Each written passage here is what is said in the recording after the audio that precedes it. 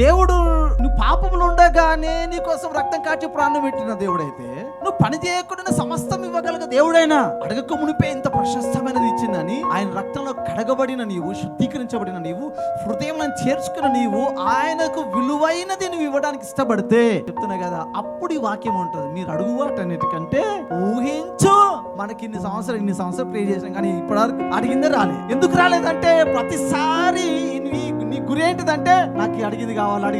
కానీ దేవుడు ఏమి అడిగాడు? నువ్వు ఏమైనా ఇవ్వడానికి ఇష్టపడుతున్నావా? ఈ భూమి మీద మనం అడగాలి, దేవా నా దగ్గర నీకు ఏం కావాలా? సౌలుగా ఉన్న వ్యక్తి పౌలుగా మారిన తర్వాత అతడు నా కోసం ఎన్ని బాధలు భరించాలో అతని ద్వారా నేను ఈ భూమి మీద చూపెడతా అంటాడు. దానికోసము గాయాలు పొందిన 39 దెబ్బలు, కర్రలతో కొట్టిన, రాళ్లతో కొట్టిన వెనుకకి ఎందుకో తెలుసా? ఇది నా ద్వారా నుండి దేవునికి కావాలి. కానీ ఒక్కసారి అడిగినవా, దేవా నా దగ్గర నుండి నీకేం కావాలో? దేవా దేవుని సన్నిధికి ఆయనకి ఏం కావాలో 1-2 ప్రశస్తమైనవి ఇవ్వడానికి నువ్వు ఇష్టపడితే నీ హృదయ రహస్యములలో నుండి ఆశీర్వాదిస్తాడు.